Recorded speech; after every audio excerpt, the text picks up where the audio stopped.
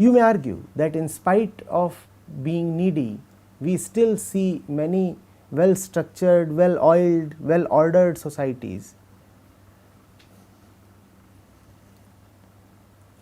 A lot of forceful alignment takes place there.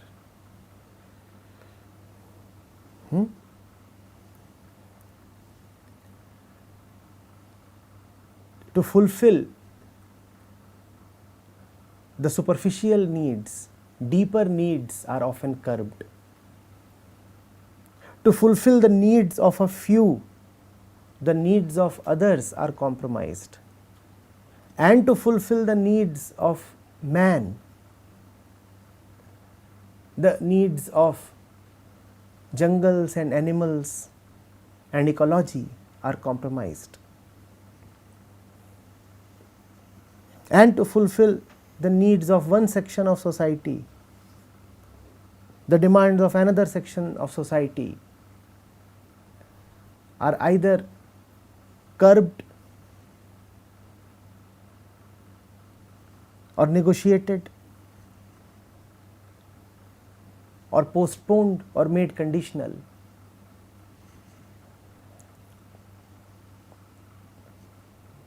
That's what gives us a semblance of order. I am talking repeatedly of order because our needs are so very impossible and contradictory to the others' needs that fulfillment of needs is an impossibility.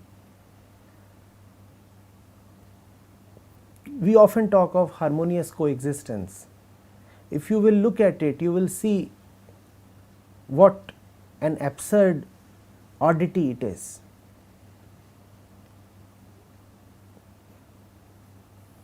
You need one woman, he too needs the same woman. What is meant by harmonious coexistence then? The earth does not have infinite resources. You need the same building that he does. What do you mean by harmonious coexistence? And you do not know where desire departs from need. So you do not want a portion of that building, you want the entire building. Sharing the building appears so much like a compromise on the need. It appears like injustice.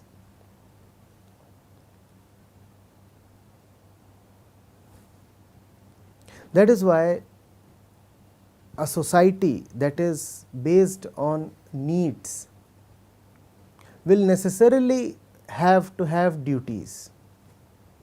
That is why all the morality becomes so important, because needs will always be in disagreement with each other and with the other's needs. Then you need a mechanism to control the needs. That mechanism is called duties, that mechanism is called moralities. And that is why kids have to be taught morality since an early stage,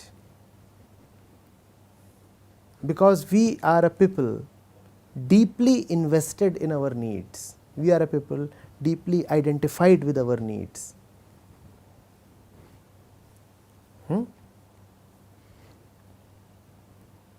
Therefore, we have to be given a break, because we are already wedded with one foot to the accelerator. And then that is what life becomes, accelerating and braking, accelerating and braking. Needs tell you to accelerate, duties tell you to brake.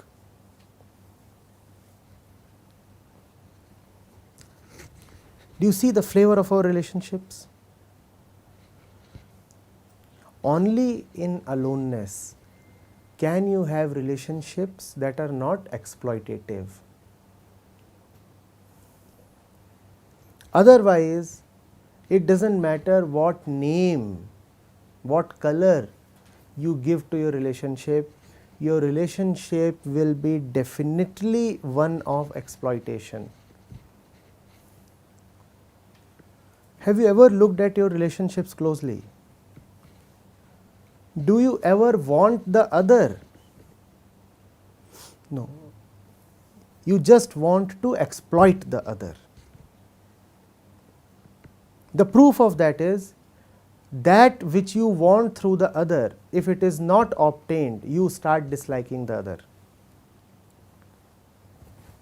You never want the other, you always want something through the other. That is, you want to exploit the other.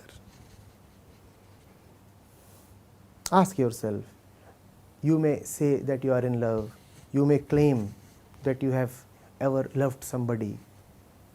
Do you love that man, or do you love what you get through that man?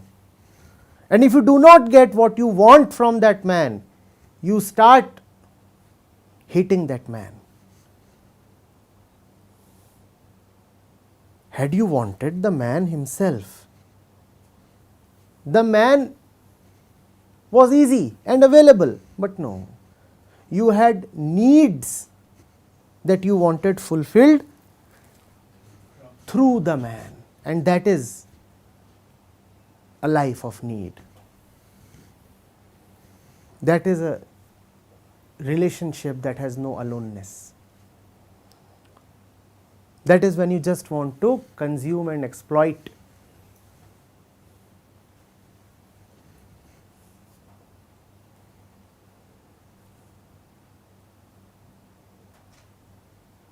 And get your fingers into the other's flesh.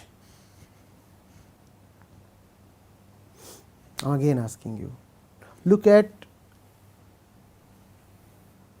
every single one of your relationships. Is there any relationship that does not involve getting something through the other person? And if you stop getting what you get through the other person, would your relationship remain unaffected?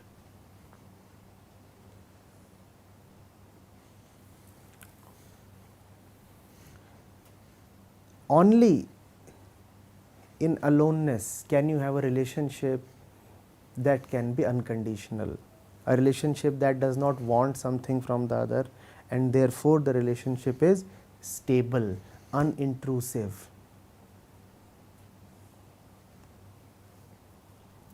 Are you getting it? As long as the relationship is of need, the relationship will remain one of violence. You can never be more violent upon anybody than upon someone you love, so-called love. Because the greater is your love for someone, the greater is your investment in that person.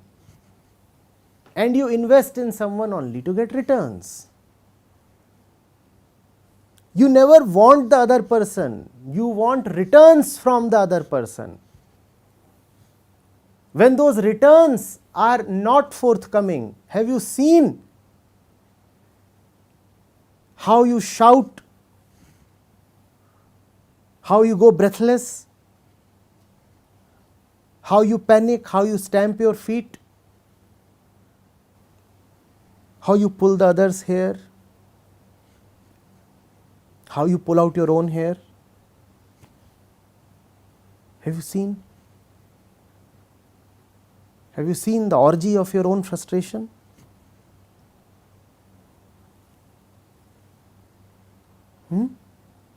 Where does that frustration come from? That frustration comes really from an absence of love. That frustration really comes from an absence of aloneness.